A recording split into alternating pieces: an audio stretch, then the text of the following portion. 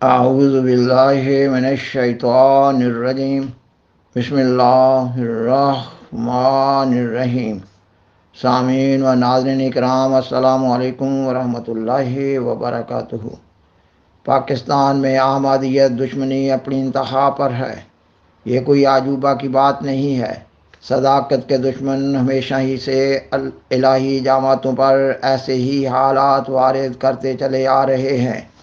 یہ وہ زمانہ ہے جس کے بارے میں ہمارے پیارے آقا و مولانا سیدنا حضرت محمد رسول اللہ خاتم الانبیاء صلی اللہ علیہ وسلم نے فرمایا تھا کہ اسلام کا صرف نام رہ جائے گا اور علماء بدترین مخلوق ہوں گے۔ خاکسار بیان کرتا ہے کہ علماء کا کام اصلاح معاشرہ ہوتا ہے، اور پاکستانی معاشرہ کا حال محتاج بیان نہیں۔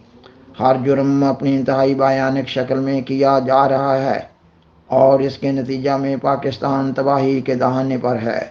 اور یہ علماء ہیں کہ اپنا اصل کام چھوڑ کر احمدیوں پر ظلم و تشدد کرتے چلے جا رہے ہیں، جبکہ دنیا کا ہر مذہب امن و سلامتی اور صلح و آشتی کا درس دیتا ہے۔ اور اسلام کے بارے میں تو یہ کہا جاتا ہے کہ اسلام آزادی ضمیر کا مذہب ہے، کیونکہ اسلام کی صداقت کو واضح طور پر ثابت کر دیا گیا ہے۔ اب جس کا دل چاہے مانے اور جس کا دل نہ چاہے وہ نہ مانے۔ جو لوگ ظلم و تشدد کی راہوں پر چلتے ہیں، وہ اس بات کا ثبوت دے رہے ہوتے ہیں کہ ان کے پاس کوئی دلیل نہیں ہے اور وہ عاجز آ چکے ہیں۔ حقیقت یہ ہے کہ یہ علماء جھوٹے اور جذباتی نعروں پر گزارا کر رہے ہیں۔ بھلا یہ بھی کوئی بات ہے کہ اگر کوئی احمدی سید ہے تو اس کے اپنے نام کے ساتھ سید لکھنے پر مقدمہ درج کر دیا گیا ہے، یا پاکستان میں جلوس نکالے جا رہے ہیں کہ احمدی لوگ اپنے نام کے ساتھ محمد نہ لکھیں صلی اللہ علیہ وسلم۔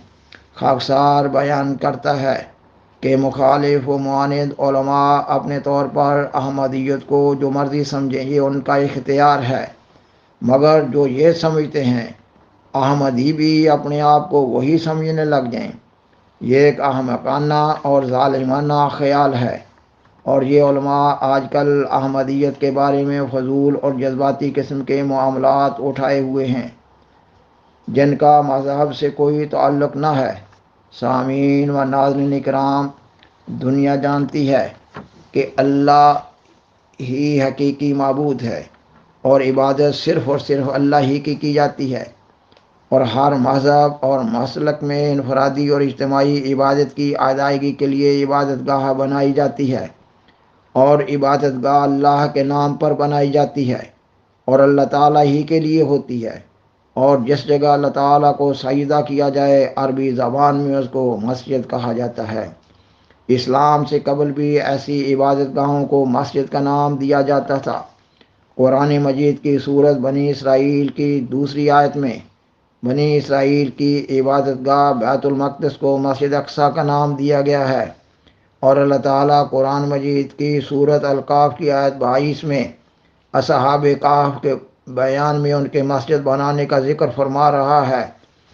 پس معلوم ہو رہا ہے کہ اسلام سے قبل بھی بعض مذاہب اور مسالک کی عبادت گاہ کو مسجد کہا جاتا تھا، اور قرآن مجید کے مطالعہ سے یہ بھی معلوم ہوتا ہے کہ اسلام سے قبل بھی بعض مذاہب و مسالک کے لوگ اپنی عبادت گاہوں کے ایک حصہ کو محراب کا نام دیا کرتے تھے۔ مثلاً قرآن مجید کی سورت مریم کی آیت 12 میں ذکر ہے کہ حضرت زکریا علیہ السلام اپنی قوم پر محراب سے ظاہر ہوئے اور انہیں اشارہ کیا کہ صبح و شام اللہ کی تسبیح کریں۔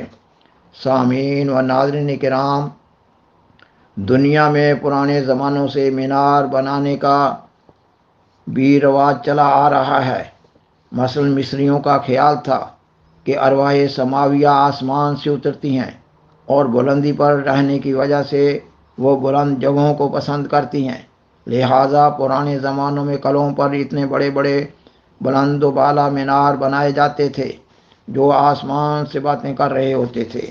قرآن مجید کی سورت المومن کی آیت 37 اور 38 میں ذکر ہے کہ فرعون نے حامان سے کہا، میرے لیے محل تیار کر کہ میں ان راستوں تک جا پہنچوں جو آسمان کے راستے ہیں، تاکہ میں موسیٰ کے معبود کو جان کر دیکھوں۔ لفظ مینار کی تاریخ کے مطالعہ سے معلوم ہو رہا ہے کہ مختلف اقوام میں کئی ایک اغراض کے لیے کئی قسم کے مینار بنانے کا رواج تھا۔ پروگرام کی طوالت کے خوف سے اس تفصیل میں نہیں جایا جا سکتا۔ الغرض عربی زبان میں مینار کے معانی مقام نور کے ہیں، یہ کہ جس جگہ نور کا سامان موجود ہو اور روشنی کی جا سکے۔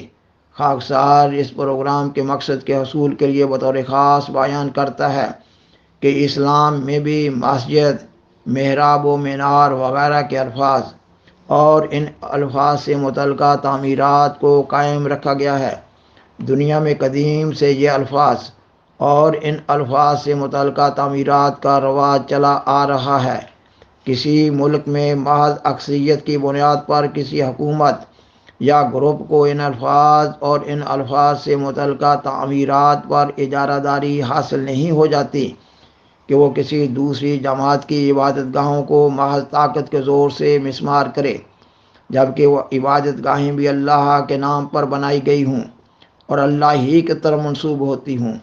اللہ تعالیٰ قرآن مجید کی سورۃ الجن کی آیت 19 میں بیان فرماتا ہے کہ تمام عبادت گاہیں جن میں اللہ کو سجدہ کیا جاتا ہے وہ اللہ ہی کے لیے ہیں، اور اللہ تعالیٰ نے قرآن مجید کی سورۃ الحج کی آیت 41 میں راہب خانوں اور گرجوں اور یہود کے معابد اور مساجد کی حرمت کو قائم کیا ہے۔ خاکسار بیان کرتا ہے کہ کسی حکومت یا گروپ کو یہ حق حاصل نہیں ہے کہ اللہ تعالیٰ کی اس حرمت کو پامال کرے۔ سامعین و ناظرین اکرام، خاکسار بیان کرتا ہے کہ متحدہ ہندوستان میں مسلمانوں کی واحد سیاسی نمائندہ جماعت مسلم لیگ کی لفظ مسلمان کی طے شدہ تعریف کے مطابق جماعت احمدیہ نے بحیثیت مسلمان اس میں شمولیت اختیار کی اور قیام پاکستان کے لیے عظیم المثال قربانیاں پیش کیں۔ حضرت امام جماعت احمدیہ نے قائد اعظم محمد علی جناح کو ہر ممکن تعاون دیا۔ حضرت چودھری سر محمد ظفر اللہ خان صاحب کی ہندوستان کی آزادی کے لیے اور قیام پاکستان کے لیے عظیم المثال قربانیاں ظاہر و باہر ہیں۔ قیام پاکستان بننے کے فوراً بعد سے پاکستان میں کانگریس نواز علماء اور ان کے دار فانی سے سدھارے جانے کے بعد ان کی جماعتیں مسلسل اپنی اکثریت کی بنیاد پر جماعت احمدیہ کو مبتلا عذاب و آزار کیے ہوئے ہیں۔ جماعت احمدیہ کے خلاف 1953 اور 1974 اور پھر 1984 کے حالات پیدا کیے گئے۔ 1984 میں فوجی ڈکٹیٹر جنرل ضیاء الحق نے جماعت احمدیہ کے بارے میں ایک صدارتی آرڈیننس جاری کیا۔ اس میں کئی ایک امور کے علاوہ یہ کہا گیا ہے کہ احمدی اپنی عبادت کو مسجد نہیں کہہ سکتے اور اپنے مذہب کی عبادت کی طرف پکارے جانے کو اذان نہیں کہہ سکتے۔ اس صدارتی آرڈیننس میں یہ نہیں کہا گیا کہ احمدیوں کی عبادت گاہوں کو یا عبادت گاہوں کے کسی حصہ کو یا محراب کو یا مینار کو مسمار کیا جائے گا یا توڑا پھوڑا جائے گا، یا یہ کہ احمدی قربانی کا جانور ذبح نہ کر سکیں گے، اور یا یہ کہ احمدیوں کے قبرستانوں کی بے حرمتی کی جائے گی اور دفن شدہ مردوں کو نکال باہر پھینکا جائے گا۔ خاکسار بیان کرتا ہے کہ جماعت احمدیہ کی بنیاد 1889 میں قائم کی گئی۔ اس وقت سے لے کر 1974 تک اور بالخصوص 1984 تک کسی مسلمان کو احمدیوں کی عبادت گاہ کے بارے میں مغالطہ نہ لگتا تھا یا دل آزاری نہ ہوتی تھی، اور نہ ہی اب پاکستان سے بیرون ممالک میں رہنے والے مسلمانوں کی بالخصوص پاکستانی مسلمانوں کی کئی ایک مذاہب اور مسالک کی مشترکہ قبرستانوں میں اپنے مردے دفن کرنے سے دل آزاری ہوتی ہے۔ معلوم ہو رہا ہے کہ مذہب کے نام پر ڈرامہ کھیلا جا رہا ہے۔ سامعین و ناظرین کرام، جماعت احمدیہ پر یہ الزام بھی جھوٹا، بے بنیاد اور من گھڑت ہے کہ جماعت احمدیہ ختم نبوت کی منکر ہے۔ اللہ تعالیٰ عالم الغیب نے کمال حکمت سے سیدنا حضرت محمد رسول اللہ خاتم الانبیاء صلی اللہ علیہ وسلم کی زبان مبارک سے ظہور امام مہدی و نزول مسیح موعود کی پیش گوئی کا اعلان کروایا۔ سیدنا حضرت محمد صلی اللہ علیہ وسلم کے بعد ہر زمانہ میں کئی ایک بزرگان سلف کا عقیدہ رہا ہے کہ پیش گوئی نزول مسیح موعود میں حضرت مسیح عیسیٰ بن مریم کے الفاظ بطور استعارہ استعمال ہوئے ہیں۔ خاکسار بیان کرتا ہے کہ پیش گوئی نزول مسیح موعود کو سمجھنے کے بارے میں بنیادی بات یہ ہے کہ پیش گوئی کی حقیقت عند الوقوع ظاہر ہوتی ہے۔ حضرت بانی سلسلہ عالیہ احمدیہ کا دعویٰ ہے کہ اللہ تعالیٰ نے آپ کو اس پیش گوئی کا مصداق قرار دیا ہے، اور یہ کہ حضرت مسیح عیسیٰ بن مریم وفات پا چکے ہیں، اور اللہ تعالیٰ نے اپنی فعلی شہادت سے ظاہر کر دیا ہے کہ حضرت بانی سلسلہ عالیہ احمدیہ اپنے دعویٰ میں سچے ہیں، اور یہ کہ جماعت احمدیہ ایک الہی جماعت ہے، اور جماعت احمدیہ کو اکثریت کے گھمنڈ پر مبتلا عذاب و آزار کیا جا رہا ہے۔ جماعت احمدیہ کو صدمہ پر صدمہ برداشت کرنا پڑ رہا ہے۔ وہ لمحات قیامت خیز ہوتے ہیں جب بلوائی پولیس کی موجودگی میں کلہاڑوں اور بڑے بڑے ہتھوڑوں کے ساتھ دندناتے ہوئے احمدیوں کی عبادت گاہوں میں داخل ہوتے ہیں، بلا روک ٹوک اور مزاحمت کے عبادت گاہوں کی چھتوں پر چڑھتے ہیں۔ نیچے زمین پر کھڑے شرپسند لوگ نعرے لگاتے ہوئے چھت پر کھڑے بلوائیوں کا حوصلہ بڑھا رہے ہوتے ہیں، اور وہ بلوائی خود بھی نعرہ لگاتے ہوئے بھاری ہتھوڑوں سے میناروں کو توڑ رہے ہوتے ہیں، اور کبھی پولیس خود ہی